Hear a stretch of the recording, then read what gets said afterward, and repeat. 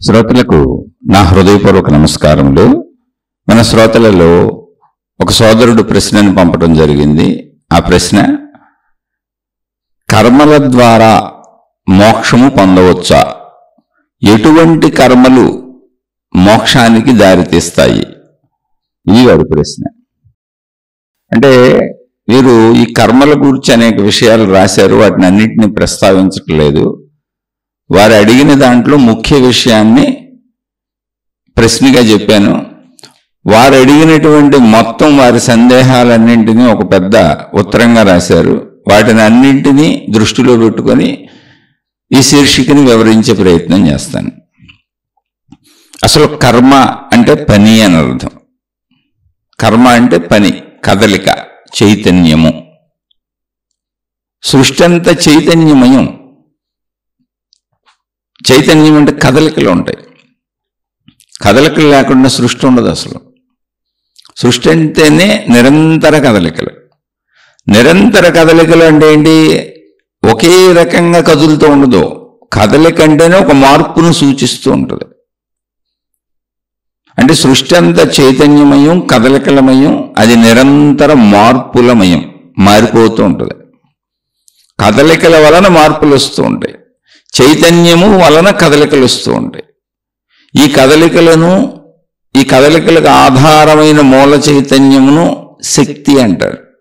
శక్తి యొక్క లక్షణము చైతన్యము. చైతన్యము వలన కదలికలు, కదలికల వలన సృష్టి నిరంతరం కదులుతూ ఉంటుంది. కదులుతున్నది నిరంతరం మార్పు చెందుతూ ఉంటుంది.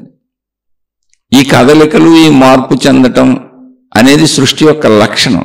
అసలు సృష్టి ఏర్పడింది కూడా చైతన్య లక్షణం చేత. అంటే కదలిక అనేటువంటి లక్షణం శక్తిలో ఉండటం చేత, చైతన్యత దాని స్వభావం అవటం చేత. కాబట్టి కర్మ అన్నప్పుడు, పని అన్నప్పుడు అది కదలిక. అంటే వాడుక భాషలో అది పని, కదలిక. అయితే పని అంటే మనం ఏదో ఉద్దేశించి చేసే పని కాదు. అసలు మనం ఉండటమే కదలిక. ఇప్పుడు మనం ఏ పని చేయట్లేదు, పడుకొని నిద్రపోతున్నాం. అక్కడ పని లేదా? ఇప్పుడు కదలిక లేదా? ఊపిరి పీల్చుకుంటానే ఉన్నాం, శరీర అవయవాలన్నీ పనిచేస్తూనే ఉన్నాయి, అంతా జరుగుతూనే ఉంది. పోన్లేండి, మనుషులు పనిచేస్తున్నారు, జంతువులు పనిచేస్తున్నాయా అంటే జంతువులు కూడా అంతే, మనలాగానే కదులుతూనే ఉంటాయి. కదలటమే పని, గుండు కొట్టుకోవటం పనే, కదలిక పనే. అసలు ఉండటమే పని. ఉండటం అనేది చలన ప్రక్రియ వలన ఏర్పడుతుంది. దానికి అనేక అవయవాలు పనిచేస్తుంటే ఉండటం అనేది జరుగుతుంది. పోన్లేండి, చెట్లు పనిచేస్తున్నాయా? ఎక్కడ పనిచేస్తున్నట్టు కనపడదే? ఎదుగుతున్నాయి కదండి. మనకి కనపడటం లేదు తప్ప అవి భూమి నుంచి సారాన్ని తీసుకుని చెట్లు ఎదుగుతున్నాయి, సారాన్ని గ్రహిస్తున్నాయి, సూర్యరశ్మిని గ్రహిస్తున్నాయి, వాయువుని గ్రహిస్తున్నాయి, నీటిని గ్రహిస్తున్నాయి. అంటే పనిచేస్తూనే ఉన్నాయి. మనం ఆహారం తినటం మనకు తెలుస్తుంది అంతే, మనం ప్రయత్నించడం మనకు తెలుస్తుంది. చెట్ల ప్రయత్నం మనకు తెలియట్లే అంతే. కానీ అవి అలాగే ఆహార పదార్థాలనే మనకు అందిస్తున్నాయి, అన్నింటిని గ్రహించి, పంచభూతాలను గ్రహించి. పొల్లండి, చెట్లు పనిచేస్తున్నాయి. ఇప్పుడు భూమి పనిచేస్తుందా? జడ పదార్థంలాగా కనపడుతుందిగా. అసలు భూమి నుంచే కదండి చెట్లు వస్తుంది. భూసారాన్ని గ్రహించగా చెట్లు బతుకుతున్నాయి. అసలు చెట్లు ఉత్పత్తి అయిందే భూమి నుంచి. భూమిలో ఉన్నటువంటి చలన ప్రక్రియ మనకి కనపడేలా లేదు, కానీ అసలు మొత్తం భూమి నుంచే పుట్టుకొస్తున్నాయి. గడ్డి మొక్కలు మనం నాటామా? అనేక మొక్కలు భూమిలోంచి పుట్టుకొస్తూ ఉంటాయి. ఎక్కడైనా మనం నాటామా? పోనీ మనకు అవసరమైనవి మనం పండించుకుంటున్నాం అనుకోవచ్చు. పనికిరాని గడ్డి మొక్కలన్నీ ఎవరికి? మనకు పనికిరాని జంతువులకు పనికి వస్తాయి. అవి భూమి నుంచే వస్తున్నాయి. భూమిలో ఒక చలన ప్రక్రియ జరుగుతూనే ఉంది. అలాగే నీటిలో మనకు తెలియటం లేదంటే ఆ చలన ప్రక్రియ ఏదుందో దాన్ని శక్తి అన్నారు. అన్నింటిలో ఉన్న శక్తి అదే. శక్తి వల్లనే ఇవన్నీ ఏర్పడినాయి. సరే, శక్తి వలన ఇవన్నీ ఏర్పడినాయి అనేది శక్తి తెలిస్తే కానీ తెలియని విషయం. కానీ అన్నింటిలో శక్తి, ఒక చలన ప్రక్రియ ఉంది, ఒక కదలిక ఉంది. అది మనం గుర్తించేలా ఉంటే వాటిని చైతన్యములు అన్నాం. మనం గుర్తించేలా లేకపోతే వాటిని జడ పదార్థములు అన్నాం. అంతే తేడా, అంతే. అది మనం గ్రహించేలా లేదు, కానీ దాంట్లో కూడా శక్తి ఉంది, చలన ప్రక్రియ సాగుతూనే ఉంది. అది మనం అర్థం చేసుకునేలా గ్రహించేలా లేదు. మన వరకు తీసుకుంటే అసలు ఇప్పుడు ప్రశ్న ఏంటంటే ఎటువంటి కర్మల వలన మోక్షం వస్తుంది? ఎందుకంటే అసలు కర్మయోగము, భక్తి యోగము, జ్ఞానయోగం అని జ్ఞానమునే వేరుగా చెప్పారు. మరి కర్మ ద్వారా అసలు మోక్షం వస్తుంది అనేది అడిగిన వారి సందేహం. వారు చాలా పెద్ద ఉత్తరం రాశారు, అందులో మీకు స్ట్రైట్గా ఒక ప్రశ్నే చెప్పాను. అంటే అసలు కర్మ చేయకుండా జీవుడు ఉండటం కుదరదు. జీవుడు ఉండటం అంటేనే కర్మతో జరిగింది. ఒక మానవ పుట్టుక స్త్రీ పురుషుల కలయిక అనే కర్మతో జరిగింది.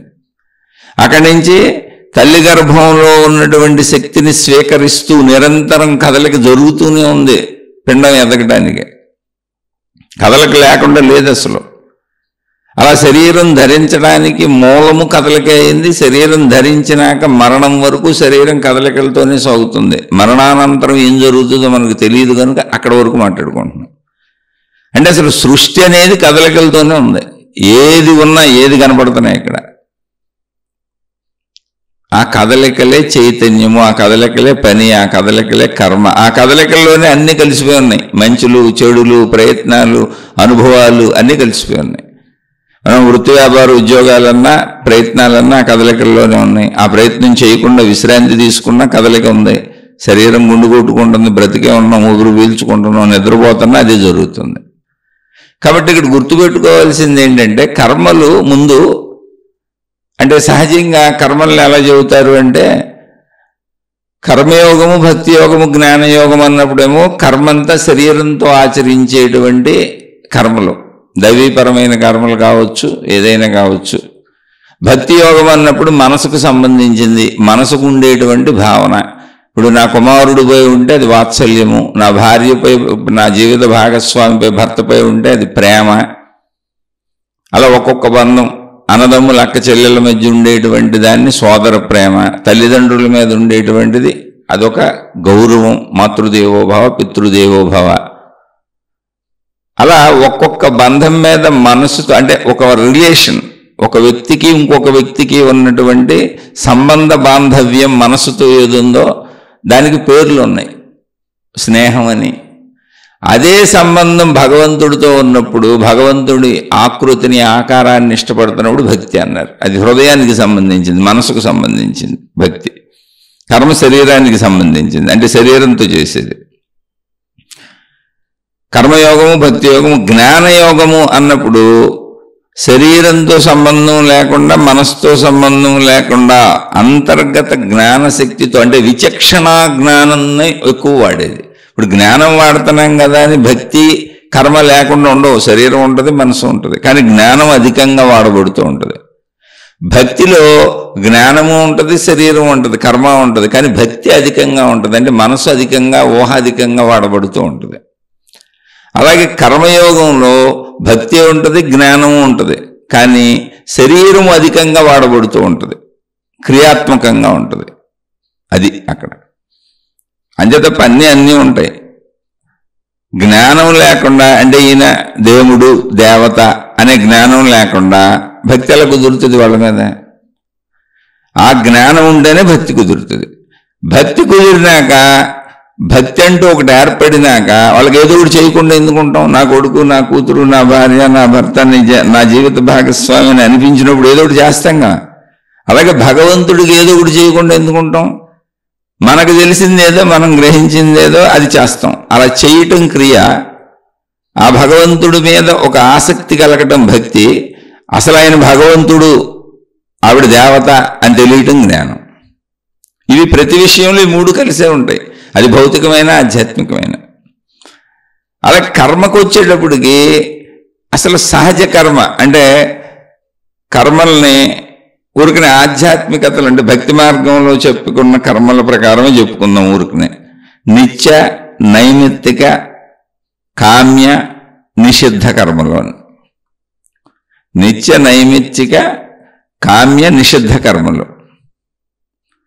అంటే ఇప్పుడు నిత్య కర్మలు అంటే భగవద్భక్తులు చెప్పారు. ఇవి నిత్య కర్మలు అంటే ఏంటి? రోజు చేయాలి. అంటే ఇప్పుడు భగవంతుడు ఉన్నాడు, మన ఇంట్లో ఒక దేవుణ్ణి నమ్ముతున్నాం, ఒక మతాన్ని నమ్ముతున్నాం, ఒక మార్గాన్ని అనుసరిస్తున్నాం. నేను పలానా మతానికి సంబంధించినటువంటి వాడిని, నేను పలానా మతానికి సంబంధించిన స్త్రీని, నా మతం ప్రకారం నేను పూజిస్తున్న దేవుడి ప్రకారం వీళ్ళు చెప్పిన ఆచార సాంప్రదాయాలు ఏమున్నావో అవి రోజు నాకు వీలున్నంత పాటిస్తాను. అది చిన్న అగరొత్తి వెలిగించడం కావచ్చు, నమస్కారం పెట్టడం కావచ్చు, దీపం పెట్టడం కావచ్చు, చిన్న ప్రార్థన కావచ్చు. ఆ మతం ఏం చెబుతుందో ప్రతి వాళ్ళు ప్రతిరోజు వాళ్ళు నిత్యము చేయాలనుకుని రోజు చేస్తూ ఉంటారు. అవి నిత్య కర్మలు. అంటే ప్రతిరోజు మానరు వాటిని. కొంతమంది లేవగానే భగవంతుడికి నమస్కారం చేసుకుంటారు, భగవంతుడిని తలుచుకుంటారు. కొంతమంది కాలకృత్యాలు తెచ్చుకొని స్నానాలు అన్నీ చేసేసినాక భగవద్భక్తిని చేసుకొని అప్పుడు వెళ్తారు. అది ఏ ఏ మతాలలో ఎలా ఉందో అలా చేసుకుంటూ ఉంటారు, వాళ్ళ వీలుని బట్టి, సౌకర్యాన్ని బట్టి. కానీ నిత్యము చేస్తారు. అది ఒక నమస్కారం పెట్టి ఊరుకోవటమా, లేదా గంటల తరబడి అక్కడే కూర్చొని ఆ సాధనా విధానం ప్రకారం, వాళ్ళు అనుకున్న విధానం ప్రకారం, వాళ్ళ మతం ప్రకారం చేయటమా, అది చేసి పూర్తి చేసుకెళ్తారు. ఇవి నిత్య కర్మలు అంటే భగవద్ విధానంలో. అలాగే శరీరపరంగా వచ్చినప్పుడు నిత్య కర్మలు ఏంటి? శరీరపరంగా వచ్చినప్పుడు నిత్య కర్మలు ఏంటి అంటే ప్రతిరోజు ఆహారం తీసుకోవలసిందే, ప్రతిరోజు కాలకృత్యాలు తీర్చుకోవలసిందే, ప్రతిరోజు బ్రతకటానికి అవసరమైన అన్ని పనులు చేయవలసిందే. ప్రత్యేకంగా నువ్వు కోరికల కోసం పరుగులు ఎత్తకపోయినా నువ్వు బ్రతకటానికి అవసరమైన కనీస అవసరాలకు సంబంధించిన పనులన్నీ చేయాల్సిందే. నిత్య కర్మలు ఇవి అందరూ చేయాల్సిందే, నిత్య కర్మలు. ఇప్పుడు జీవన్ముక్తుడైనటువంటి మోక్షాన్ని పొందినటువంటి మహాత్ముడు ఉన్నాడు అనుకోండి, ఆయన నిత్యకర్మ చేయక్కర్లేదా? అవి సహజ కర్మలు, నిత్యకర్మలు అంటే. ఎందుకు చేయక్కర్లేదు? శరీర పోషణకు ఆయన భోజనం చేయాలిగా, ఆయన కూడా నిద్రపోవాలిగా, ఆయన కూడా నిద్ర లేవాలిగా, ఆయన కూడా మలమూత్ర విసర్జనలు చేయాలిగా, ఆయన కూడా శరీరాన్ని రక్షించుకోవడానికి అవసరమైన చలికి, ఎండకి, వానకి రక్షణకు అవసరమైన చర్యలు చేయాలిగా, అన్నీ చేసుకుంటారు. నిత్యకర్మలు సహజ కర్మలు. సామాన్య మానవుడి నుంచి మోక్షాన్ని పొందేసినటువంటి మహానుభావుల వరకు అందరూ నిత్యకర్మలు, సహజ కర్మలు. అంటే శరీర రూపంలో ఉన్న, మానవ రూపంలో ఉన్న అందరికీ అవి సహజ కర్మలు, నిత్యకర్మలు. అది దైవీపరంగా కావచ్చు, భౌతికంగా కావచ్చు. నైమిత్తిక అన్నప్పుడు అప్పుడప్పుడు చేసే కర్మలు. అంటే నాకేదో కష్టం వచ్చింది, నాకేదో బాధ వచ్చింది, నాకేదో ఇబ్బంది వచ్చింది, అదిగో ఈ ప్రత్యేకమైనటువంటి ఈ పూజ చేస్తే, ఈ వ్రతం చేస్తే, ఈ యాగం చేస్తే, ఈ హోమం చేస్తే, ఈ ప్రార్థన చేస్తే, ఇది ఎలా చేస్తే, ఆ మతంలో ఏ ప్రత్యేకతలు చెబుతారు, ఇవి చేస్తే నీకు రక్షణ లభిస్తుంది అని. అవి నైమిత్తిక కర్మలు. అంటే నా అవసరాన్ని బట్టి చేస్తూ ఉంటాను. నిత్య నైమిత్తిక కర్మలు అంటే. అలాగే భౌతికంలో కూడా మనం ప్రత్యేకంగా చేస్తుంటాం అప్పుడప్పుడు నైమిత్తిక కర్మలు. అంటే రోజు చెయ్యం, వారంకి ఒకసారి సినిమాలకు వెళ్తామో, లేకపోతే విహారయాత్రలకు వెళ్తామో, పుణ్యక్షేత్రాలకు వెళ్తామో, అప్పుడప్పుడు ఏ రెస్టారెంట్లకు వెళ్తామో, చుట్టాల ఇంటికి వెళ్తామో, ఓ ప్రోగ్రామింగ్ పెట్టుకొని వెళ్తూ ఉంటాం. ఇది భౌతికంలో. ఆధ్యాత్మికతలో నాకు వచ్చేటువంటి ఇబ్బందులకు అప్పుడప్పుడు, అంటే ప్రత్యేకమైన పండుగలప్పుడు, ప్రత్యేకమైన పర్వదినాలప్పుడు, ఆయా మతాలలో సూచించిన విధంగా ప్రత్యేకమైనటువంటి సమయాలలో అప్పుడప్పుడు చేసేవి నైమిత్తిక కర్మలు. ఈ నైమిత్తిక కర్మలు ఆధ్యాత్మికతలో ఎలా ఉంటాయంటే భౌతిక దైవీపరంగా ఎలా ఉంటాయి, ఆ మతాలు సూచించినట్లుగా వారి వారికి వచ్చినటువంటి ఇబ్బందులను బట్టి వాటి నుంచి బయటపడటానికో, వారి వారి అవసరాలను బట్టి అవి తీర్చుకోవటానికో చేసుకుంటూ ఉంటారు. నిత్య కర్మలేమో అందరికీ సహజం. నైమిత్తిక కర్మలు మనుషులకు మారుతూ ఉంటాయి, వాళ్ళ వాళ్ళ మతాలను బట్టి, విధానాలను బట్టి, వాళ్ళకి అవసరాలను బట్టి, వాళ్ళకి వచ్చిన కష్టాలను బట్టి, సమస్యలను బట్టి అవి మా మనుషులకు మారుతాయి. ఇంకా కామ్యకర్మలు అంటే కోరికలకు సంబంధించిన కర్మలు. కామ్యకర్మలు అంటే ఏంటి? ఇది చేస్తే ఇది అవుద్ది, అంటే ఏది చేసినా నేను ఒక ఫలితాన్ని ఆశించి చేస్తున్నాను, ఫలితాన్ని ఆశించాను. మళ్ళీ ఇవి కూడా మనుషులకు మారిపోతాయి, సాధకులకి మారిపోతాయి. అసలు వాళ్ళు ఏం ఫలితం ఆశిస్తున్నారు? ఇప్పుడు నేను ఒక గొప్ప మహాత్ముడిని పేరు రావాలి నాకు ఆధ్యాత్మికతలోనే, భక్తిలోనే. నేను మామూలుగా జ్ఞానాన్ని తెలుసుకోవటం వేరు, దైవుణ్ణి ఆరాధించుకోవడం వేరు. ఇది నిత్య నైమిత్తికాల్లో జరిగిపోతుంది. కామ్యకర్మలు అంటే ఏంటి? ఇదే భక్తి మార్గంలో ఇప్పుడు నాకు కోరిక ఉంది ఏంటంటే నేను గొప్ప మహాత్ముడిని అనిపించుకోవాలి. నన్ను అందరూ చాలా గొప్ప మహాత్ముడు, గురువు, జగద్గురువు, ప్రసిద్ధ గురువు, శ్రద్ధ గురువు, ఆ గురువు, ఈ గురువు అనుకోవాలి. ఓ ప్రముఖ వ్యక్తిగా అవ్వాలి. అంటే తనను తాను గొప్పను చేసుకుంటూ భక్తి కార్యక్రమాలు, దైవ కార్యక్రమాలు చేస్తూ ఉంటారు. తనను తాను అక్కడ వ్యక్తపరుచుకుంటూ ఉంటారు. లేదు ఇది కాదు, తనకేదో లాభం కావాలి, అప్పుడు కార్యక్రమాలకు ఫీజులు పెడతారు. భక్తి కార్యక్రమాలే, కానీ అక్కడ తనకేదో అవసరం ఉంది. అంటే అది కామ్యకర్మలో మంచి కూడా ఉండొచ్చు. ఇప్పుడు నేను స్కూల్ పెట్టాను, నేను మంచివాడినే. ఒక హాస్పిటల్ కట్టాను, నేను మంచివాడినే. కానీ నా హాస్పిటల్లో నా స్కూలు ఇప్పుడు నా పేరు మీద నడుపుతున్నాను. ఓ పేరు పెట్టాను, సంస్థకు పేరు పెట్టాను. నా సంస్థ పేరు మీద నడుపుతున్నాను. నా సంస్థకు దేవుడు ఉన్నాడు, నా సంస్థకు మతం ఉంది. ఇప్పుడు ఆ మతము, ఆ సంస్థ పేరు మీద నన్ను అనుసరిస్తున్న వాళ్ళందరూ డబ్బులు ఇస్తే కానీ నా స్కూల్ నడవదు. ఎందుకంటే అది ఉచిత స్కూల్, చక్కగా అందరికీ ఉచితంగా చెప్పిస్తున్నాను, అక్కడ ఉచిత వైద్యాలు చేయిస్తున్నాను. కానీ దీనికి డబ్బులు ఎవరు ఇవ్వాలి? నన్ను అనుసరించేటువంటి భక్తులు ఇవ్వాలి. అందుకని వాళ్ళకి స్కీములు పెడతాను. ఇవన్నీ కామ్యకర్మల్లోకి వస్తాయి. నిత్య, నైమిత్తిక ఇవేమో మామూలు తమ స్వీయ సహజత్వాలు. నిత్యకర్మలు అయితే అందరికీ సహజం. సామాన్య మానవుడి నుంచి మహా మోక్షాన్ని అప్పుడు పొందేసిన వ్యక్తి వరకు, శరీరం ఉన్నంత వరకు సహజమే.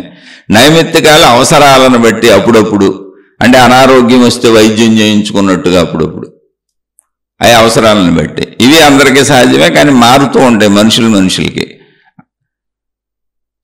ఇక్కడ కామ్యకర్మలు వచ్చేటప్పటికి నేను ఒక గుర్తింపుతో పనిచేస్తూ ఉంటాను. అంటే నాకు నేను గుర్తింపు తెచ్చుకుంటాను, నాకు కోరిక ఉంటుంది. ఇదిగో నేను ఈ భగవంతుడి ద్వారా, ఈ మతం ద్వారా, ఈ మార్గం ద్వారా నేను ఏదో చెయ్యాలి, అది నా కోరిక. నేను ఏదో సాధించాలి, అది కోరిక. ఆ కోరికల కోసం మత ప్రచారాలు, మార్గ ప్రచారాలు, దైవ ప్రచారాలు అనేక రకాలు జరుగుతూనే ఉంటాయి. మీరు చూసుకోండి, అవన్నీ సత్కార్యాలే అయి ఉండొచ్చు, దైవ కార్యాలే అయి ఉండొచ్చు, భక్తి కార్యాలే అయి ఉండొచ్చు. కానీ అందరూ అన్ని కామ్యకర్మలు చేసేవాళ్ళు అందరూ కూడా ఎవరికాళ్ళు సొంత బోర్డులు పెట్టుకుంటారు, సొంత గ్రూపులు, సొంత సమూహాలు ఉంటాయి. అవన్నీ మంచియే అయి ఉండొచ్చు. మీకు ఇందాకే చెప్పాను, స్కూల్ పెట్టి చదివిస్తూ ఉండొచ్చు, హాస్పిటల్ పెట్టి ఉండొచ్చు, అనాథలను ఆదుకుంటూ ఉండొచ్చు, వృద్ధాశ్రమాలు పెట్టి ఉండొచ్చు. కానీ ఆడన్నింటికి సహకారం, అవి బాగా నడవాలన్న కోరిక నాకు ఉంది. ఆ కోరికతో ప్రజల నుంచి ధనాన్ని స్వీకరిస్తూ ఉంటాను. కామ్యకర్మలన్నింటికి ధనం అవసరం ఉంటుంది. కామ్యకర్మలు అంటేనే ఇలా ఉంటాయి, కోరికతో కూడుకున్న కర్మలు. అవి దైవీపరమైన, భౌతికపరమైన. వాటికి ధనం అవసరం ఉంటుంది. లేదా నన్ను నేను పెంచుకోవాలి, నాకు గుర్తింపు రావాలి, కీర్తి ప్రతిష్టలు రావాలి. అది ఆధ్యాత్మికమైన, భౌతికమైన, దైవీపరమైన, భక్తిపరమైన, మతపరమైన. నా దాన్ని నేను పెంచుకోవాలి, ఒక గుర్తింపు రావాలి. అది కామ్య కర్మలు ఇవన్నీ. ఇంకా నిషిద్ధ కర్మలు. నిషిద్ధ కర్మలు అసలు ఎవరు చేయకూడదు. అంటే నిత్య కర్మలేమో అందరికీ సహజమే, నైమిత్తిక కర్మలు కూడా అందరికీ సహజమే. కానీ అప్పుడప్పుడు జరిగేవి, మారుతూ ఉంటాయి మనుషులకి. కామ్యకర్మలో ప్రత్యేకమైన వాళ్ళకున్న ఆసక్తిని బట్టి అనేక రకాలుగా చేస్తూ ఉంటారు ప్రపంచంలో. అందుకే అనేక మతాలు, అనేక విధానాలు, అనేక పద్ధతులు, అనేక సాధనా విధానాలు అన్నీ అనేకంగా అయిపోవడానికి కారణం కామ్యకర్మలు. కర్మల వల్లనే అనేకంగా అయిపోయింది ఇది. అంటే ఎవరి కోరిక వాళ్ళదే, ఎవరికి సంబంధించిన భావం వాళ్ళదే. వాళ్ళ భావాలు, కోరికలను బట్టి కామ్యకర్మలు ఉన్నాయి. అవి కూడా అందరికీ ఉంటాయి. అందరూ ఏదో ఒకటి చేస్తూనే ఉంటారు, చిన్నోడు పెద్దోడి నుంచి. అది భౌతికంలోనూ ఉంది, ఆధ్యాత్మికంలోనూ ఉంది, ఓకే, భక్తిలోనూ ఉంది. ఇప్పుడు నిషిద్ధ కర్మలు అంటే ఇవి చెయ్యకూడదు అని నిర్ణయించబడిన కర్మలు ఉన్నాయి. అసలు ఇవి చేయకూడదు. వాళ్ళు మహా దుర్మార్గులు, అవి అసలు చేయకూడదు ఎప్పటికీ. అవి బయట ఏంటి, వ్యసనములు, చెడు పనులన్నీ భౌతికంలో నిషిద్ధ కర్మలు అసలు ఎవరూ చేయకూడదు. వాటి పేరే నిషిద్ధ కర్మలుగా నిషేధింపబడినవి, చేయకూడదు అని. అంటే చెడు పనులు చేసే వాళ్ళందరూ, వ్యసనములు ఉన్న వాళ్ళందరూ, తాగుబోతులు, తిరుగుబోతులు, అబద్ధాలు, మోసాలు, అన్యాయాలు, కుట్రలు, కుతంత్రాలు, ఇదంతా నిషిద్ధ కర్మలకి ఎందుకే వస్తాయి. చెడంతా నిషిద్ధ కర్మలకే ఉంటుంది. నిషిద్ధ కర్మలు చేస్తే, చేయకూడదని ముందే చెప్పేశారు, చేస్తే తత్ఫలితాలను అనుభవిస్తారు. నిషిద్ధ కర్మల యొక్క ఫలితాలను ఎవరు తప్పించుకోలేరు, వాళ్ళు తప్పించుకోలేరు. అదే కర్మ సిద్ధాంతం పనిచేసే విధానం. అది భౌతికంలో. ఆధ్యాత్మికంలో నిషిద్ధ కర్మలు ఏంటి అంటే, ఆధ్యాత్మికం అంటే భక్తి మార్గాల్లో దైవ మార్గాలలో నిషిద్ధ కర్మలు ఏంటి అన్నప్పుడు, దైవ మార్గాలలో మొత్తం ప్రజామోదం పొందినటువంటి మంచి పనులు, మంచి భక్తిని, మంచి విధానాలను మాత్రమే ప్రజలకు బోధించాలి తప్ప, దైవ మార్గాలలో పనికిరానటువంటి చెత్త విధానాలను తీసుకురాకూడదు. అనేక రకాలు ఉన్నాయి ఇక్కడ. అలాంటి వాటిని చేయకూడదు. ప్రజామోదం లేని వాటిని, చూడటానికి అసహ్యమైన వాటిని, భయంకరమైన వాటిని, వినటానికి జుగుప్సాకరమైన వాటిని, ఇటువంటి వాటిని అన్నింటినీ కూడా దైవ మార్గాల్లో చొప్పించేశారు. వాళ్ళు రాక్షస ప్రవృత్తి గలవాళ్ళు. అంటే భౌతికంలో ఎలా చెడు ప్రవృత్తి ఉండి వ్యసనలోలురై చేస్తున్నారో, అలా ఆధ్యాత్మిక మార్గంలో కూడా. ఇప్పుడు భౌతికంలో తాగుతాడు, దైవీపరమైన భక్తి విధానాల్లోకి వచ్చి ఈ తాగుడు దేవుడికి నైవేద్యంగా పెట్టచ్చు అని చెబుతాడు. ఓ కొత్త పద్ధతి తయారు చేస్తాడు. ఇలాంటి దుర్మార్గులు చాలామంది ఉన్నారు. అలా చేయకూడదు. భౌతికంలో వ్యభిచారాలు చేస్తారు. ఆ వ్యభిచారాలన్నీ దేవుడి దగ్గరికి తీసుకొచ్చి మళ్ళీ ఆ వ్యభిచారాలను దైవ మార్గంలో ఆమోదయోగ్యంగా తయారు చేసేటువంటి చండాలమైనటువంటి నీచబుద్ధి కలిగిన వాళ్ళు చాలామంది ఉన్నారు. అంటే భౌతికంలో ఎన్ని రకాల తప్పులు ఉన్నాయో అటువంటి తప్పులన్నింటినీ భక్తి మార్గాలలో చొప్పిస్తారు. అలా చేయకూడదు, అవి నిషిద్ధ కర్మలు అని చెప్పారు. భౌతికంలో ఎలా చేయకూడదో, భౌతికంలో అవి ఎలా తప్పులో, ఎలా జుగుప్సాకరమైనటువంటి పనులో అటువంటి పనులు ఆధ్యాత్మికతలో కూడా దైవీపరమైన విధానాలలో, భక్తి విధానాలలో కూడా చెయ్యకూడదు. నిషిద్ధ కర్మలు అవి. అయితే ఎందుకు చెప్పారు నిషిద్ధ కర్మలని? చేస్తున్నారు, చాలామంది ఉన్నారు, తప్పుడు వాళ్ళు ఉన్నారు, తప్పుడు మార్గాల్లో ఉన్నారు. ఆ తప్పుడు మార్గాల్లోకి ప్రజల్ని తీసుకుపోతూ ఉంటారు, మభ్యపెడతా ఉంటారు, ప్రజల్ని మోసపుచ్చుతూ ఉంటారు. అంటే భక్తి పేరు మీద, దేవుడి పేరు మీద నిదానంగా ప్రజల్ని ట్రాప్ చేస్తూ ఉంటారు. వాళ్ళ ధనాలని స్లోగా వాళ్ళకే తెలియకుండా దేవుడి పేరు మీద ప్రజలని అలా మభ్యపరుస్తూ స్లోగా వాళ్ళ వైపు ఆకర్షించుకుంటూ, మంచి వాళ్ళ నటిస్తూ, మంచి మాటలు చెబుతున్నట్టు నటిస్తూ వాళ్ళ ధనాన్ని ఆకర్షించుకుంటూ ఉంటారు. వాళ్ళ నుంచి ధనాన్ని గుంజుతూ ఉంటారు. ఆ తర్వాత వాళ్ళని శారీరక సంబంధాలకు వాడుకుంటూ ఉంటారు.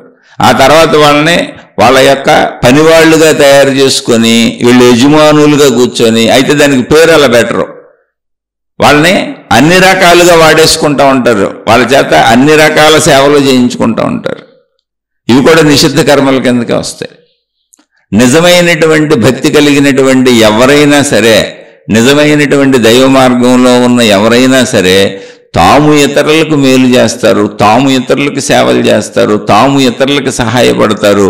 ఎప్పుడూ దైవ మార్గం ఇలాగే ఇతరులకు మేలు చేయమని చెబుతుంది, మంచిగా ఉండమని చెబుతుంది. ఇతరుల దగ్గర నుంచి గుంజుకోమని చెప్పదు, మోసం చేయమని చెప్పదు, అమ్మేసుకోమని చెప్పదు, దొరికిన ప్రతి వస్తువుని దేవుడి పేరు మీద అమ్మేసి నువ్వు డబ్బులు గడించుకోమని చెప్పదు. నిషిద్ధ కర్మలు ఇలా అనేక రకాలుగా ఉన్నాయి. వాటి పేర్లు నేను చెప్పట్లేదు, ఉచ్చరించట్లేదు. ఇక మీరే ఊహించుకోండి. ఎందుకంటే అవన్నీ జరుగుతున్నాయి బయట. అవి చేయకూడదు. సాత్వికమైనటువంటి భక్తి మార్గాలలో వెళ్ళాలి. ఇది కర్మలు ఇలా ఉంటాయి. నిషిద్ధ కర్మలు అంటే చెయ్యకూడనటువంటి కర్మలు, భౌతికంలో అయినా దైవీపరమైన భక్తి మార్గాల్లో అయినా. కామ్యకర్మలు అంటే ఆశించి చేసేవి. భౌతికంలో అయినా ఆధ్యాత్మికంలో అయినా ఆశించి చేసేవి ఎప్పుడూ నీకు దుఃఖాన్నే కలిగిస్తాయి. ఈ ఆశించి పనులు చేయటం అనేది కూడా వదిలేయాలి. నిష్కామ కర్మయోగము అని ఒక అధ్యాయమే భగవద్గీతలో ఆత్మజ్ఞాన చదువుగా చెప్పబడింది శ్రీకృష్ణ భగవాను నుంచి. మహాత్ములందరూ ఆత్మజ్ఞాన మార్గంలో ఆధ్యాత్మిక చదువులో నిష్కామ కర్మని చెబుతారు. అంటే ఆశించకుండా నీ ప్రయత్నం నువ్వు చేయి, వచ్చిందంతా తృప్తిగా ఉండు. తృప్తిగా ఉండంటేనే అర్థం అది. పెద్ద బరువుగా అక్కర్లా మనకి, మామూలుగా తృప్తిగా ఉండంటేనే అర్థం అది. ఉన్నదానితో, వచ్చిన దాంతో, నీ ప్రయత్నంతో లభించిన దానితో తృప్తిపడు. కానీ కామ్యకర్మలన్నీ ఆశించే చేస్తూ ఉంటారు. అది దేవుడి పరంగా అయినా సరే, భౌతికంలో అయినా సరే. అది ఎప్పుడూ నీకు ఇబ్బందినే కలిగిస్తుంది. అది వదిలేయాలి. నిషిద్ధ కర్మలు అసలు చేయకూడదు. కామ్యకర్మలు కూడా వదిలేయాలి.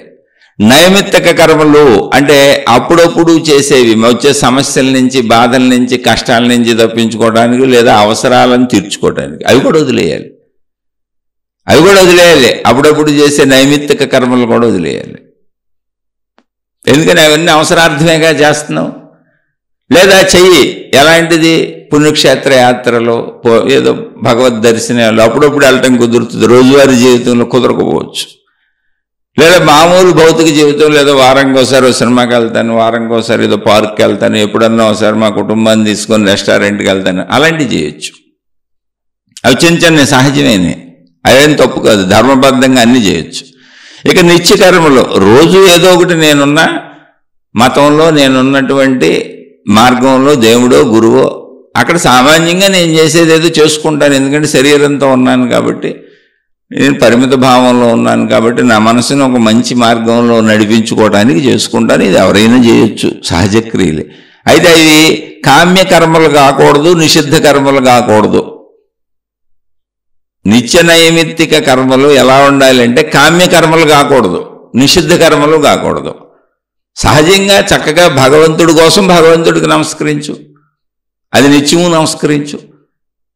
అప్పుడప్పుడు భగవత్ యాత్రలు చేసుకో, తప్పేముంది. అలాగే భౌతికంలో కూడా చక్కగా నీకు కావాల్సింది సంపాదించుకో, ఆనందంగా ఉండు, హాయిగా ఉండు. అప్పుడప్పుడు ఏ సినిమాలకు వెళ్తావా, ఎల్లు, వారంకి ఒకసారి ఎవరు వద్దన్నారు. అప్పుడప్పుడు ఏ విహార యాత్రలకు వెళ్తావా, ఎల్లు, ఎవరు వద్దన్నారు. ఇటు భౌతిక జీవితమైనా అటు ఆధ్యాత్మిక జీవితమైనా హాయిగా ఆనందంగా మంచిగా ధర్మంగా గడుపుకో, అందులో తప్పు లేదు. కానీ నిత్య నైమిత్తిక కర్మలు కామ్య నిషిద్ధ కర్మలతో కలిసినప్పుడు ప్రమాదం అవుతుంది. అందుకని ఎటువంటి కర్మలు జ్ఞానాన్ని మోక్షాన్ని ఇస్తాయి అంటే, కర్మలో ఫలితాన్ని ఆశించని కర్మ ఉండాలి. కర్మ జరుగుతూనే ఉంటుంది, కర్మ లేకుండా ఉండదు. అసలు కర్మ అంటే కదలిక లేకుండా మనం ఎక్కడ ఉంటాం. అందుకని నిత్య కర్మలు నైమిత్తిక కర్మలు ఎలా ఉండాలంటే తృప్తిగా ఉండాలి, ఫలాన్ని ఆశించకుండా ఉండాలి. దైవీపరంగా అయితే ఫలితాన్ని ఆశించకుండా దేవుడి కోసం దేవుణ్ణి పూజిస్తాను, ప్రార్థిస్తాను, అర్చిస్తాను, అంతే.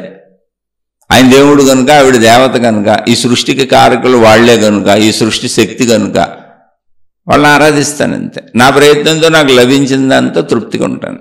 ఇక కామ్య కర్మ నిషిద్ధ కర్మల జోలికి అసలు నేను పోను. ఇటువంటి నిత్య నైమిత్తిక కర్మలు మోక్షాన్ని ఇస్తాయి. అదే నిష్కామ కర్మయోగము అంటే. ఇదంతా జ్ఞాన సంబంధిత విషయం, ఇదంతా జ్ఞానమే. ఇక్కడికి వచ్చేటప్పటికి ఏమైంది, జ్ఞానం అవుతుంది. అది ఏమీ ఆశించకుండా పనిచేయటం అనేది జ్ఞాన సంబంధిత కర్మది. ఇటువంటి కర్మ మోక్షాన్ని ఇస్తుంది. ఎందుకు మోక్షాన్ని ఇస్తుంది అంటే, నేను ఆశించేది ఏమీ లేదు, సహజ జీవితం జీవించుకుంటూ వెళ్తున్నా. ఇప్పుడు ఇక్కడి నుంచి ఏం చేస్తాను నేను అంటే, ఆత్మజ్ఞానము ఆధ్యాత్మిక చదువులోకి వెళ్ళిపోతాను. ఎప్పుడైతే ఈ నిత్య నైమిత్తిక కర్మలు కామ్య నిషిద్ధ కర్మలను వదిలేసినాయో అప్పుడు నేను సంపూర్ణమైన మంచివాడిని, మంచిదాన్ని అయ్యాను. ఇక్కడి నుంచి ఏమైందంటే ఇంకా నాకు ఇప్పుడు ఆత్మజ్ఞాన చదువు ఆధ్యాత్మిక చదువు అర్థమవుతుంది. ఎందుకని అంటే, నేను ఏదో ఒక భగవంతుడిని పెట్టుకొని నిత్య నైమిత్తిక కర్మలు చేస్తున్నాక నాదే మతమైనా. ఇప్పుడు ఈ భగవంతుడు ఎవరో, అసలు ఈ భగవంతుడు అనేటువంటిది, ఈ రూపం ఉన్న భగవంతుడు నాలాంటి మనిషేనా, నాలా మనిషిలానే శరీరంతో ఉండి అద్భుత శక్తులు కలిగి ఉన్నాడా, లేదా అసలు భగవంతుడు అనేది ఒక శక్తి తత్వమా? ఇదేంటి, భగవంతుడిని ఆమూలాగ్రం తెలుసుకుంటాను. ఎందుకంటే నాకు కోరికలు లేవుగా. ఆ భగవంతుడి నుంచి నేనేదో పొందాలని నేను కామ్యకర్మలు చేయట్లేదు, నిషిద్ధ కర్మలు చేయట్లేదుగా. నిష్కామ కర్మయోగంగా నాది భగవంతుడు గనక పూజిస్తున్నాను, దేవత గనక పూజిస్తున్నాను, అంతే. నాకంటే ఉత్తములు కనుక ఆరాధిస్తున్నాను, పూజిస్తున్నాను. కాబట్టి ఇప్పుడు ఈ దేవత ఎవరు, ఈ దేవుడు ఎవరు అంటే, నేను ఏ మతంలో ఉంటే ఆ మతంలో, నేను ఏ దేవుడిని ఆరాధిస్తుంటే ఆ దేవుడు ఎవరో ఆశాంతము తెలుసుకోవాలన్న జిజ్ఞాస కలుగుద్ది. కోరిక లేనప్పుడు, కోరిక లేనప్పుడు ఆటోమేటిక్గా కలుగుద్ది. అది కూడా కర్మే, కానీ అది జ్ఞాన కర్మ. అది జ్ఞాన కర్మ. ఎందుకంటే కర్మ అంటే కదలికే, కర్మ అంటే కదలికే. ఎప్పుడు చైతన్యం యొక్క లక్షణం అది. కర్మ అంటే పని, కదలిక. అదేమవుతుంది, జ్ఞాన కర్మ అవుతుంది. అప్పుడేమవుతుందంటే భగవంతుడి యొక్క స్వస్వరూపాన్ని అంటే నిజస్వరూపాన్ని, ఆమూలాగ్రము అయిన స్వరూపాన్ని తెలుసుకునే ప్రయత్నం చేస్తాను. ఇప్పుడు శ్రీకృష్ణ భగవానుడు అనేటువంటి ఆయన మహాభారతంలో తీసుకుంటే ఆయన మనుషులందరితో పాటు ఒక మనిషే. అందరిలాగానే ఆయన పుట్టడము జరిగింది, పెరగటము జరిగింది, మామూలు జీవించటము జరిగింది, వివాహాలు చేసుకోవటం జరిగింది, పిల్లల్ని కంటం జరిగింది, అందరిలానే ఉన్నారు ఆయన. కానీ ఆయన తన విశ్వరూప సందర్శనం అంటే తన విశ్వరూపాన్ని, విశ్వవ్యాపకతని, అనంత ఆత్మతత్వాన్ని భగవద్గీతలో చూపించారు, బోధించారు. నా స్వరూపం ఇదని చెప్పారు. మీరు చూస్తున్నటువంటి ఈ మానవ దేహం నాది పరిమితం కాదు, ఈ జన్మలో ఇప్పుడు ఇలా ఉన్నాను, కానీ నాకు తెలుసు నేను అనంతాత్మస్వరూపుణ్ణని, అదే నీకు బోధిస్తున్నాను అర్జున అని తన స్వస్వరూపాన్ని, శాశ్వత స్వరూపాన్ని చెప్పారు. అది అంటే ఇప్పుడు శ్రీకృష్ణుడు మానవ రూపంలోనే ఉన్నారు. అర్జునుడు ఎలా ఉన్నాడు ఆయన అలాగే ఉన్నాడు, అప్పుడున్న మనుషులు ఎలా ఉన్నారు ఆయన అలాగే ఉన్నారు. ఏ కొత్తదనం లేదు. తింటం, పడుకోవడం, లేవడం, వివాహాలు చేసుకోవడం, పిల్లల్ని కంటం అంత మనుషుల్లాగానే ఉంది. కానీ భగవద్గీత చెబుతుంది, భగవద్గీతలో ఆయనే చెప్పారు, ఇది నా స్వస్వరూపము, ఆత్మస్వరూపము నా స్వస్వరూపము, యావత్ విశ్వము ఆత్మశక్తియే, ఈ సృష్టి అంతా నాలోనే ఉద్భవించి నాలోనే లయించిపోతుంది, ఆ ఎరుకు నాకుంది. అలానే నేను ఈ శరీరం ధరించానని కూడా నాకు తెలుసు, ఆ ఎరుకు కూడా నాకుంది అని భగవంతుడు అనేటువంటి రూపంలో ఉన్నటువంటి మనలాగా ఉండి పూజింపబడుతున్నటువంటి భగవంతుడు, దేవుడు లేదా దేవత అనేటువంటి వారి యొక్క విస్తృతము అయినటువంటి శక్తి ఏంటి అని చెప్పారు. అదే ఆత్మశక్తి, అదే బ్రహ్మము, అదే సృష్టికి మూలాధారమైన శక్తి అని చెప్పారు. అప్పుడు మనకి ఎప్పుడైతే మనం నిత్య నైమిత్తిక కర్మలు అంటే రోజువారీ చేసుకునేటువంటి పనులు, ప్రత్యేక పండుగ పర్వదినాలలో మన మతానుసారం, మన దైవానుసారం, మన గురువు అనుసారం ఏది ఉంటుంది ఆ ప్రత్యేక పర్వదినాలలో చేసే నైమిత్తిక కర్మలు అన్నీ కూడా ఎప్పుడైతే నిష్కామంగా అంటే కామ్యకర్మలు, నిషిద్ధ కర్మలను వదిలేసి నిష్కామంగా చేస్తున్నామో అప్పుడు ఆటోమేటిక్గా ఈ దేవుడెవరో, ఈ దేవత ఎవరో తెలుసుకుందాం అనేటువంటి జిజ్ఞాస లోపల పుడుతుంది. జిజ్ఞాస అంటేనే జ్ఞానం, ఆసక్తి. అక్కడి నుంచి మన జ్ఞాన కర్మ అయిపోయింది. ఇప్పుడు ఆ భగవంతుణ్ణి సంపూర్ణంగా తెలుసుకోవాలని ప్రయత్నం మొదలు పెడతాం. ఆ ప్రయత్నం ఎప్పుడైతే మొదలైందో అప్పుడు మనం ఆధ్యాత్మిక చదువులోకి, ఆత్మజ్ఞాన చదువులోకి ఎంటర్ అయిపోయాం. అలా భగవత్తత్వాన్ని తెలుసుకుంటూ వెళ్ళిపోతే, సంపూర్ణంగా తెలుసుకుంటూ వెళ్ళిపోతే, ఈ భగవంతుడు ఎవరు, ఇదంతా ఏంటి అని తెలుసుకుంటూ వెళ్ళిపోతే ఆశాంతం చివరిలో ఏం చెప్పబడుతుంది అంటే సృష్టి మొత్తానికి మూలమైనటువంటి భగవత్ శక్తి ఒకటే. భగవత్ రూపములు అనేకంగా ఉండొచ్చు, రూపములు మనుషులు తయారు చేసుకునే శక్తి ఒకటే, ఆ భగవంతుడి యొక్క శక్తి ఒకటే. అనేక యుగాలలో ఆ భగవంతుడు అనేక ప్రదేశాలలో అనేక విధములుగా అవతరించి ఉండొచ్చు మానవ రూపంతో, స్త్రీలుగా పురుషులుగా. అనేక ప్రదేశాలలో అనేక రూపములలో అవతరించడం వలన ఆయా ప్రదేశాలలో ఉన్న దేశకాల పరిస్థితుల ప్రభావాలను బట్టి ఆ దేవుడి యొక్క బోధలు ఆ ప్రదేశాలలో, ఆ భాషలలో, ఆయా మతాలుగా వచ్చినాయి. కానీ శక్తి ఒకటే. ఈ విషయం తెలుస్తుంది ఆమూలాగ్రం ప్రయాణించుకుంటూ వెళ్తే. అలా ఆ శక్తి ఒకటే అని తెలిసినప్పుడు అక్కడ ఇంకో గమ్మత్తు జరిగిపోద్ది. ఇప్పుడు ఇది జ్ఞానకర్మ అన్నంగా అలా తెలుసుకుంటూ వెళ్తున్నాం. జ్ఞానకర్మ, అందులో కోరికలు లేవు, భగవత్ శక్తిని తెలుసుకునే ప్రయత్నమే. అప్పుడు అనేక భగవత్ రూపాలు ఒకటే అని తెలుస్తుంది. అంటే ఒకే శక్తికి సంబంధించి వివిధ ప్రాంతాలలో, వివిధ ప్రదేశాలలో, వివిధ సమయాలలో, వివిధ కాలాలలో తీసుకోబడిన వివిధ రూపాలు, అవే అనేక మతాలు. అని వీటికి ఆధారమైన శక్తి ఒకటే. ఇది తెలిసినాక ఇప్పుడు ఆ శక్తి ఏంటో తెలుసుకుందాం అనిపిస్తుంది. ఆ శక్తి ఏంటో తెలుసుకుందాం అన్నప్పుడు మళ్ళీ ఆధ్యాత్మిక చదువు, ఆత్మజ్ఞాన చదువు ముందుకెళ్ళి ఆ శక్తి ఏకముగా మొత్తముగా ఉన్నది ఒక్కటే. నువ్వు కూడా ఆ శక్తిలోనే ఉన్నావు, ఆ శక్తి నీలోనూ ఉంది, కాబట్టి ఆ శక్తిని నువ్వు నీలోనే తెలుసుకోవచ్చు అనేటువంటిది వస్తుంది. అంటే ఇప్పుడు భగవంతుణ్ణి సామాన్యంగా నిత్యము ఆరాధించడం మొదలుపెట్టి కామ్యకర్మలు, నిషిద్ధ కర్మలు వదలగలిగితే, అంటే కోరికలతో భగవంతుణ్ణి ఆరాధించటం, చెయ్యకూడనటువంటి పనులన్నింటితో భగవత్తత్వాన్ని ఆరాధించటం, లేదా భౌతిక జీవితంలో అత్యధిక లాలసలతో, కోరికలతో బతకటం వదిలివేయటం, భౌతిక జీవితంలో చెడులు వదిలివేయటం, ఈ రెండు కలిసే ఉంటాయి. జరిగితే ఉన్నదాంతో తృప్తిగా భగవత్తత్వాన్ని భగవంతుడు కోసమే ఆరాధించడం మొదలు పెడితే ఆసక్తి పెరిగి భగవత్ శక్తిని, భగవంతుణ్ణి శక్తిగా తెలుసుకుంటాం. మనం పూజించే భగవంతుడు, మనం పూజించే దేవతని శక్తిగా తెలుసుకుంటాం. ఈ శక్తి ఎవరు అని తెలుసుకోవటం మొదలు పెడితే అదే బ్రహ్మము, అదే ఆత్మశక్తి. ఆ శక్తి లోనే నేనున్నాను, నాలో కూడా ఆ శక్తి ఉందని తెలుస్తుంది. ఉన్నదంతా ఆ శక్తి, సృష్టి అంతా అని. ఇప్పుడు ఆ శక్తిని ఎలా తెలుసుకోవాలి అంటే ఆ శక్తిని బయట తెలుసుకొని అనుభూతి చెందలేవు. ఎందుకంటే సృష్టి మొత్తం విభిన్నంగా కనబడుతుంది కనుక. నీలో ఉన్నది కూడా అదే శక్తి కనుక, నీ ప్రాణశక్తి అదే కనుక నీ లోపలికి వెళ్ళి తెలుసుకోవచ్చు అనేటువంటి దారి తెలుస్తుంది. ఇదే ఆధ్యాత్మిక చదువు, ఆత్మజ్ఞాన చదువు. ఇది ఇటువంటి అంటే నిత్య నైమిత్తిక కర్మల్ని కామ్యకర్మలు, నిషేధ కర్మలు అంటే నిషిద్ధ కర్మలు వదిలేసి సహజంగా చేయగలిగితే అది జిజ్ఞాసగా, ఆసక్తిగా మారి నిష్కామ కర్మయోగంగా మారి అక్కడి నుంచి అది అంటే జ్ఞానకర్మ అయిపోద్ది. నిష్కామ కర్మయోగం అంటే జ్ఞానకర్మ అయిపోద్ది. ఆ జ్ఞానకర్మ శక్తిగా మారి అంటే భగవంతుడు యొక్క రూపం శక్తిగా మారిపోద్ది. భగవంతుడు అనంతుడు అని అంటే నిర్గుణుడు, నిరాకారుడు. భగవంతుడు రూపం వదిలేస్తాం అక్కడ. రూప భగవంతుడు ఉండడు అక్కడ. ఇంకా భగవంతుడు శక్తి స్వరూపం అని తెలుస్తుంది. అప్పుడు మళ్ళీ ఆ శక్తి ఎవరు అన్నప్పుడు అది నేనే అని తెలుసుకునే ప్రయత్నం చేస్తాం. ఇదంతా జ్ఞానకర్మ. ఇప్పుడు నాలోకి నేను వెళ్ళిపోతాను, నేనే సమస్తం అని తెలుసుకుంటాను. ఏ భగవంతుణ్ణి నేను ఎతుకుతున్నానో, ఏ భగవంతుణ్ణి పట్టుకొని ఎన్నాళ్ళు పూజించానో ఆ భగవత్ శక్తి నేనే, నాలోనే ఉంది. నేను ఆ భగవంతుడిలోనే ఉన్నాను.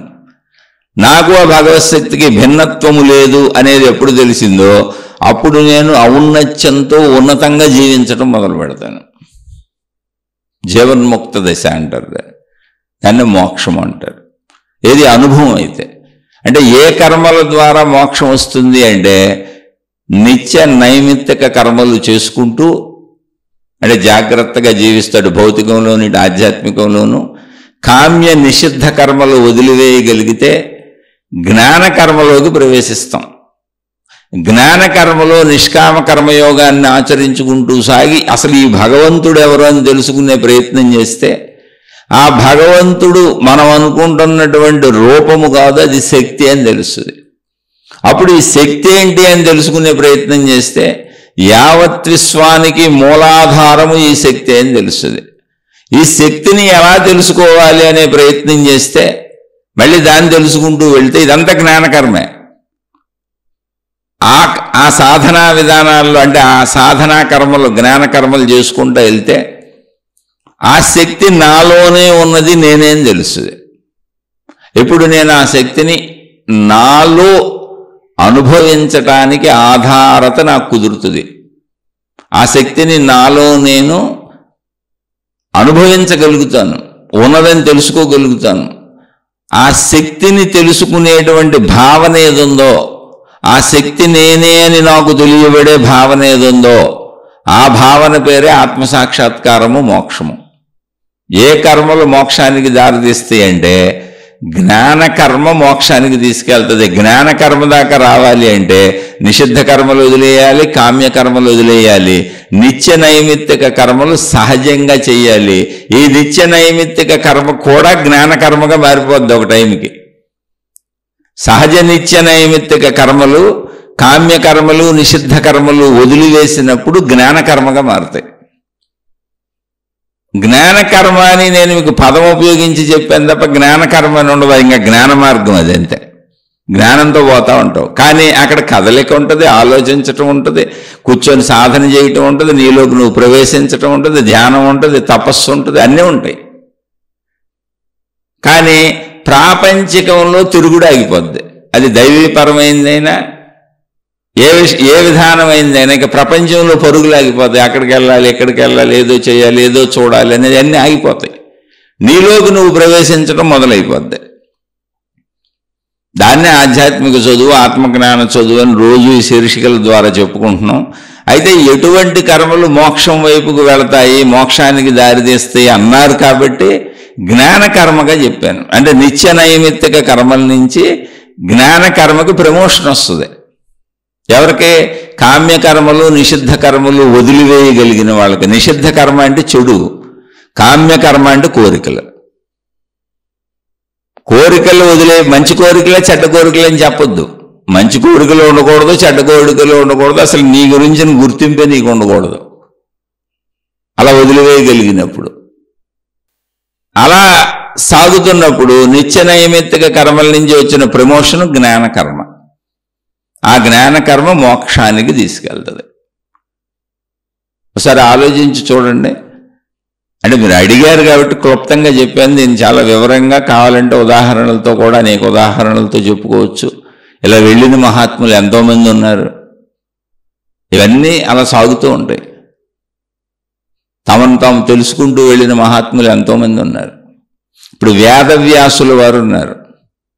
మొత్తం మనకి వేదాల నుంచి ఇప్పుడున్న పురాణాలు, ఇతిహాసాలు, గ్రంథాలు అన్నీ వారు అందించినవే. అంటే ఏంటి? వారు తాను తెలుసుకున్న జ్ఞానాన్ని ప్రజలందరికీ అందిద్దామని వేదములు మొత్తం గుట్టగా ఉన్నాయి. గుట్టగా ఉన్నాయంటే గుంపుగా ఉన్నాయని. వాటిని అలా కాదు, ప్రజలు అర్థం చేసుకునేటట్టు క్రోడీకరించి క్రమబద్ధీకరించి చేయాలని వేదాలని మొత్తం గుంపు గుంపుగా ఉన్నటువంటి వాటిని ఒక క్రమంగా తీసుకొచ్చారు. ఋగ్వేదం, యజుర్వేదం, సామవేదం, అథర్వణ వేదం అని విభాగాలుగా చేసి వీటిని ఎలా నేర్చుకోవాలి, ఎలా ఆచరించాలని చెప్పారు. అక్కడి నుంచి అనేక పురాణాలు రాశారు. వేదాలు అర్థం కావేమో పురాణాల ద్వారా తెలుసుకుంటారు అని పురాణాలు రాశారు. అక్కడి నుంచి ఇతిహాసాలు రచించి చూపించారు. అంటే ఏదో ఒక రకంగా సామాన్య మానవుడికి కూడా అర్థం అవ్వాలని ఆయన తత్వాన్ని విశ్వప్రయత్నం చేసి మన దాకా తీసుకొచ్చారు. అవే మనం చెప్పుకుంటున్న అనేక గ్రంథాలు. అయితే వీరికి ఒక పుత్రుడు కలిగాడు, సుఖమహర్షి అని. ఆయన ఎవరు? వేదవ్యాసుని పుత్రుడు. ఆయన వేదవ్యాసుడు సామాన్యంగా తత్వదర్శి, జీవన్ముక్తుడు, ఆత్మసాక్షాత్కారం కలిగిన ఆయన. లేకపోతే ఇన్ని గ్రంథాలు ఎలా రాస్తారు? వేదాలను ఎలా సరి చేసేస్తారు? కానీ అందులో కూడా భేదాలు తెలుసుకోవాలి మనం. అందులో కూడా భేదం ఏంటనేది తెలుసుకోవాలి. అంటే అందులో ఉన్నత స్థితి ఏంటని తెలుసుకోవాలి. ఈయనకు పుట్టినటువంటి సుఖమహర్షి పుట్టుకతోనే, అది తండ్రి జీన్స్లోంచి వచ్చిందా, తండ్రి సహచర్యంలోంచి వచ్చిందా, ఆయన పుట్టుకతోనే ఆత్మజ్ఞానంగా పుట్టాడు. ఆయన ఆత్మజ్ఞానం పట్ల ఆసక్తి కలిగింది ఆయనకి, నేర్చుకున్నాడు. ఆయనకి సృష్టి మొత్తం ఏకంగానే కనబడుతుంది. అవన్నీ నేర్చుకున్నారు. ఆయన ముందు తండ్రి దగ్గర నేర్చుకున్నారు. తర్వాత తండ్రిని అడిగారు, అయ్యా మీరు ఎంత చెబుతున్నా నాకు ఈ విషయాలు అర్థం కావట్లేదు. అంటే అర్థమైనవి, అనుభవం అవటం లేదు. ఆత్మజ్ఞానం అర్థమైంది కానీ అనుభవం అవటం లేదు. ఇంకా ఏదో నాలో వెలితిగా అనిపిస్తుంది, నాకు తెలియలేదు అనిపిస్తుంది. ఏంటి అని? ఏమీ లేదు, నేను తండ్రిని కదా, మన ఇద్దరికి ఉన్న చనువు వలన, సహజంగా మన ఇద్దరం కలిసిమెలిసి జీవిస్తూ ఉన్నాం కదా, చనువు వలన నీకు ఇలా అనిపిస్తుంది. కానీ ఇవే సత్యములు. కాకపోతే ఇవి నీకేదో వెలితిగా అనిపిస్తున్నాయి కదా, ఇంకా నీకు తెలియాలంటే జనక మహారాజు దగ్గరికి వెళ్ళు, నేను పంపానని చెప్పు, ఆయన నీకు అవసరమైనవన్నీ బోధిస్తారని చెప్పి సుఖమహర్షిని జనక మహారాజు దగ్గరికి పంపారు. జనక మహారాజు ఎవరు? రాజ్యాన్ని పరిపాలిస్తున్న రాజు. ఆయన చక్రవర్తి. ఆయన రాజ్యాన్ని పరిపాలిస్తున్నాడు ఏకంగా. ఇంకా నయ్యి వేదవ్యాస మహర్షి మామూలుగానే ఉన్నారు, గ్రంథాలు రాసుకుంటూ కూర్చున్నారు. ఆయన మహర్షి తపస్సులు చేసుకుంటున్నారు. ఆయన రాజ్యాన్ని పరిపాలిస్తూ చక్రవర్తిగా ఉండి ఆత్మసాక్షాత్కారాన్ని పొంది జీవన్ముక్తుడైన మహర్షి ఆయన. వేదవ్యాస మహర్షి కొడుక్కి వేదవ్యాస మహర్షి చెప్పిందే అర్థం కాలేదంటే జనక మహర్షి దగ్గర బాగా అర్థమవుద్ది వెళ్ళమన్నారంటే జనక మహర్షి రేంజ్ ఏంటో చూడండి. అంటే అర్థం అవటంలో ఎంత స్థాయిలు ఉంటాయో చూడండి. ఒకే విషయం, మోక్షమేది, ఆత్మసాక్షాత్కారమేది, జ్ఞానోదయమేది, ఆత్మశక్తిది. కానీ అర్థం అవటంలో, ఆచరణలో ఎలా ఉందో చూడండి. సుఖమహర్షి అక్కడికి వెళ్ళాడు. జనక మహర్షి అనేక విధములుగా పరీక్షించి సుఖమహర్షికి తత్వాన్ని బోధించి అంతా చెప్పి, అయ్యా మీ నాన్నగారు చెప్పిందంతా కూడా కరెక్టేను, కానీ నీకు చనువు వలన అలా అనిపించింది అంతే. ఎందుకని? విడిగా భౌతికంగా మా నాన్న మీరిద్దరు మామూలుగా ఉంటారుగా, మళ్ళీ అలా అనిపిస్తుంది అంతేను. ఆయన చెప్పిందంతా కరెక్టే, ఇప్పుడు నువ్వు ఎక్కడ నేర్చుకున్నది కూడా కరెక్టే. కానీ ఆయన దగ్గర నేర్చుకున్నప్పుడు ఈయనకి అవే విషయాలు చక్కగా అర్థమైనాయి. సుఖమహర్షికి అనంత ఆత్మానుభవం కలిగింది. అయితే మళ్ళీ ఇందులో ఆత్మానుభవం కలిగింది. ఆయన వచ్చారు. ఇక సుఖమహర్షి మంచి నిండు యవ్వనంలో ఉన్నారు. అయితే ఆత్మానుభవం కలిగింది, నేను అనంత ఆత్మశక్తిని అన్న ఎరుక కలిగింది, దేహభావన పోయింది. ఆయన దిగంబరంగా అలా తిరుగుతూ వెళ్ళిపోతున్నారు. కానీ మంచి అందగాడు, నిండు యవ్వనంలో ఉన్నాడు, అద్భుతంగా ఉన్నాడు ఆయన. కానీ ఆయనకి దేహభ్రాంతి పోయింది, అలా నడుచుకుంటూ వెళ్ళిపోతున్నాడు. అంటే ఇక తల్లి లేదు, తండ్రి లేదు, ప్రపంచం లేదు, ఎవరితో ఏ బంధభావన లేదు. ఆ జీవన్ముక్త స్థితి ఏది కలిగిందో, ఆ ఆత్మస్థితి ఏది కలిగిందో, ఆత్మానుభూతిలో రమిస్తున్నాడు ఆయన. శరీరం ఉంది కానీ ఆ భావన బాగుంది ఆయనకి, అందులో ఉండిపోతున్నారు, వెళ్ళిపోతున్నారు. అలా వేదవ్యాసుల వారు చూశాడు, అయ్యో తన కొడుకు అలా వెళ్ళిపోతున్నాడే, కొడుకు అనేటువంటి బంధం ఉంది, ఆయన జీవన్ముక్తుడే. రాజ్యాన్ని పరిపాలిస్తున్న జనకుడు జీవన్ముక్తుడే, జనకుడికి భార్య ఉంది, జనకుడు రాజ్యాన్ని పరిపాలిస్తున్నాడు, ఆయనకి సంసారం ఉంది, అన్నీ ఉన్నాయి, ఆయన జీవన్ముక్తుడే. ఇక్కడ సుఖమహర్షి జీవన్ముక్తుడే, వీళ్ళిద్దరి దగ్గర నేర్చుకున్నాడు ఆయన, తండ్రి దగ్గర జనకుడి దగ్గర. ఆయన అలా నడుచుకుంటూ వెళ్ళిపోతున్నాడు. అలా అడవి మార్గంలో అలా నడుచుకుంటూ చెట్లమ్మడి వెళ్ళిపోతున్నాడు. ఆయన వెనక నుంచి వేదవ్యాస మహర్షి పిలుస్తున్నాడు, నాయనా పుత్ర కుమారా ఆగు ఆగు అని. ఆయనకి అసలు ఈ భావన లేదు. ఆయన అరుపులైతే అరుస్తున్న మాట నిజమే, కానీ సుఖమహర్షికి ఎందుకని పట్టలేదంటే ఆయన ఆత్మభావనలో సాగిపోతున్నారు, సర్వత్రా ఏకత్వానుభూతిని రమిస్తున్నారు లోపల. అందుకని వినపట్ల ఆయనకి. వినపడితే ఆగుతారేమో, ఎందుకంటే తండ్రి కాబట్టి, కానీ ఆయనకి వినపట్ల. ఆత్మానుభూతులు అలా ముందుకు సాగిపోతున్నారు. ఒకసారి చూడండి, పరధ్యాసలో మనకు కూడా అనేకం వినపడవు. ఇదేం మహిమ కాదు, మాయ కాదు. ఏదో ఒక ధ్యాసలో బలంగా ఉంటే ఇంకోటి వినపడదు, ఇంకో ధ్యాస కలగదు. అలా సాగిపోతున్నటువంటి సుఖమహర్షి అలా వెళ్ళిపోతున్నప్పుడు ఆయన ఒక సరోవరం పక్క నుంచి వెళ్ళారంటే, ఒక చెరువు లాంటిది సరోవరం అంటే. అక్కడ స్త్రీలు జలకాలు ఆడుతున్నారు, అని స్నానాలు చేస్తున్నారు. వాళ్ళు బట్టలన్నీ ఒడ్డున పెట్టుకొని ఆ స్త్రీలు ఆ నదిలో దిగి, అంటే ఆ సరోవరంలో దిగి వాళ్ళు స్నానాలు చేసుకోవడానికి వచ్చారు. అక్కడికి అనేక మంది స్త్రీలు ఉన్నారు, అందరూ యవ్వనంలో ఉన్న స్త్రీలు చక్కగా ఆడుకుంటున్నారు. అటు ఎవరు పురుషులు రారు, వచ్చే ప్రాంతం కాదది. అందుకని ఎవరో రారు లేని వాళ్ళు హాయిగా స్నానాలు చేసుకుంటున్నారు. ఈ సుఖమహర్షి ఆ గట్టు మీద నుంచి వెళ్ళిపోతున్నాడు, ఆయన దిగంబరంగా ఉన్నాడు, యవ్వనంలో ఉన్నాడు. వాళ్ళు ఆయన్ని చూశారు, ఏం పట్టించుకోవాలి, వాళ్ళకి ఏం అనిపించలా. ఆయన నడుచుకుంటూ వెళ్ళిపోయాడు. వాళ్ళు చూశారు, ఈయన చూశాడు, అందరూ ఒకళ్ళు చూసుకున్నారు, కానీ ఎవరికి ఏ భావన లేదు, చక్కగా వెళ్ళిపోయాడు ఆయన దాటేసి. వెనక వేదవ్యాస మహర్షి కుమారా కుమారా అని అరుచుకుంటూ వస్తున్నాడు. వేదవ్యాస మహర్షి బట్టలు ధరించి ఉన్నాడు, వృద్ధుడు, కొంచెం తెల్ల జుట్టు, తెల్లగడ్డం, మేసాలు గడ్డాలు పెరిగి ఋషి తపస్సులు చేయడం ఇవన్నీ ఉన్నాయి ఆయనకి. ఆ గెటప్ ఉంది, ఋషి గెటప్ ఉంది ఆయనకి. ఆయన వస్తున్నాడు. సరోవరంలో ఉన్న స్త్రీలందరూ కూడా వెనక నుంచి వస్తూ కుమారా కుమారా అని అరుస్తున్న వేదవ్యాస మహర్షిని చూశారు, సిగ్గుపడిపోయారు. గబగబా వచ్చి ఆ గట్టుకొచ్చేసి ఆ బట్టలు తీసుకొని అడ్డం పెట్టేసుకొని బట్టలు కట్టేసుకున్నారు ఆ తడి ఒంటి మీదే. వేదవ్యాస మహర్షి ఇదంతా గమనించాడు. ఇదేంటి, నాకు ముందు నా కొడుకు యవ్వనంలో ఉన్నాడు, మంచి అందగాడు సుఖమహర్షి, సుకుడు ఇటు వెళ్ళాడు, వాడిని చూసి వీళ్ళు సిగ్గుపడలేదు, నన్ను చూసి సిగ్గుపడ్డారేంటి? నేను వృద్ధుడిని పైగాను, వాళ్ళు నా కూతురు లాంటి వాళ్ళు, నన్ను చూసి సిగ్గుపడి బట్టలు కట్టేసుకున్నారు. గబగబా వచ్చి యవ్వనంలో ఉన్న నా కుమారుడిని చూసి సిగ్గుపడలేదేంటి అని ఆయన కన్ఫ్యూజ్ అయ్యి వాళ్ళని అడిగాడు ఆయన. అమ్మా ఏంటమ్మా, ముందెళ్ళినవాడు నా కుమారుడు, యవ్వనంలో ఉన్నాడు, దిగంబరంగా ఉన్నాడు, మంచి అందగాడు, అతన్ని చూసి కదా మీరు సిగ్గుపడాలి, అతన్ని చూసి మీరు సిగ్గుపడలేదు, మిమ్మల్ని చూసి అతను సిగ్గుపడలేదు, అసలు మిమ్మల్ని అతను పట్టించుకోలేదు, నా కేకల అరుపులు కూడా అతను పట్టించుకోవట్లేదు, వెళ్ళిపోతున్నాడు. మీరు పోనీ అతన్ని వదిలేయండి, అతను ఏదో ఏ భావనలో ఉన్నాడు, మీరెందుకు సిగ్గుపడలేదు, నన్ను చూసి ఎందుకు సిగ్గుపడ్డారు? నేను వృద్ధుణ్ణి, ఒక మహర్షిని, ఒక ఋషిని, ఎన్నో గ్రంథాలు రచించాను, వేదాలని పద్ధతిలో పెట్టాను, వాటికి రచన చేశాను, పురాణాలు రచించాను, ఇతిహాసాలు రచించాను, ఎన్నో ఆధ్యాత్మిక జ్ఞాన గ్రంథాలు రచించాను. మరి నన్ను చూసి మీరెందుకు కన్ఫ్యూజ్ అయ్యారు, మీకెందుకు సిగ్గొచ్చిందని అడిగాడు ఆయన.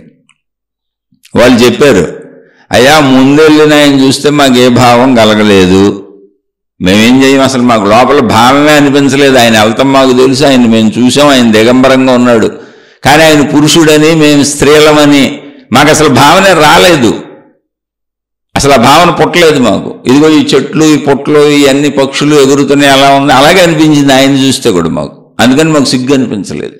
కానీ మీరు వస్తుంటేనే మీరు ఒక మనిషి అని మీది మా తండ్రి వయస్సు అయినా మీరు వృద్ధులైనా కూడా మీరు మనిషి అని, పరపురుషుడని, మేము పరస్త్రీలమని, మా శరీరాన్ని దాచుకోవాలనే సిగ్గు భావన మాకు కలిగింది.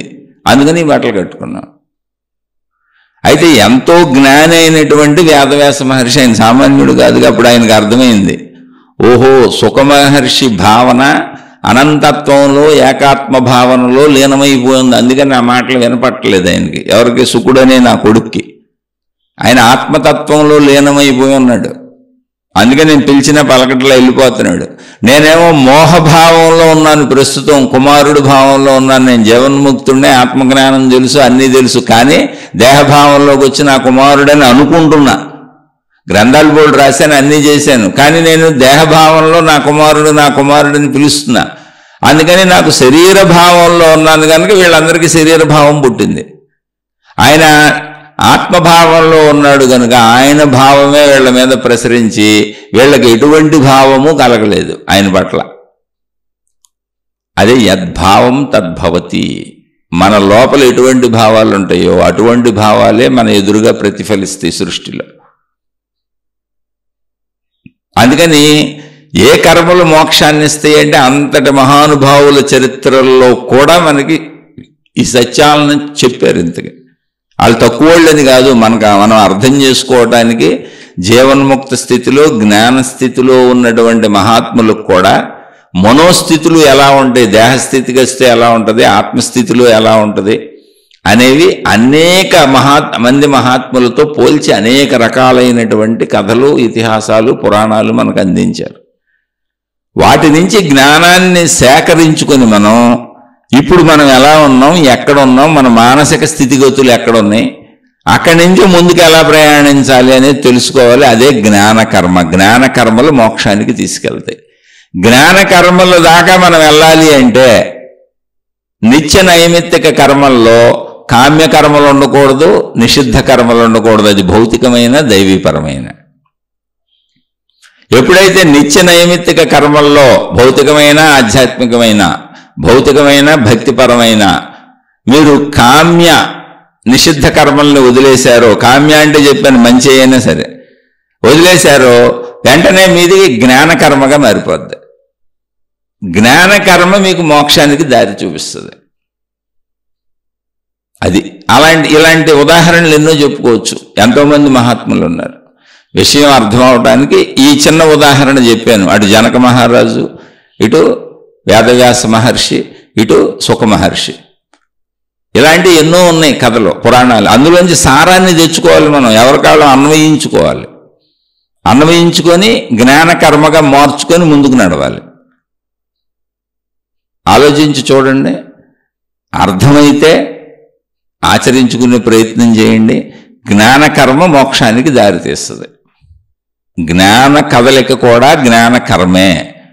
జ్ఞానము అనే కదలిక ఒకటి ఉంది మనలో, అది జ్ఞానకర్మ అన్నాను అంతే. నేను అంతకు మించి ఏం లేదు. కర్మ అంటే కదలిక, పని.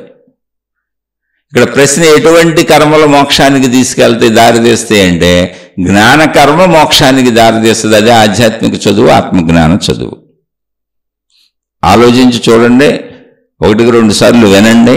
నచ్చి ఇందులో ఏదైనా మంచి ఉందంటే తీసుకోండి. లేదు నచ్చలేదు, అర్థం కాలేదు, సరిగ్గా చెప్పలేదు అని అనిపిస్తే నేను సామాన్య మానవుణ్ణే, దయచేసి నన్ను క్షమించి వదిలివేయండి. మీ మార్గాల్లో మీరు హాయిగా సాగిపోండి. శుభమస్తు.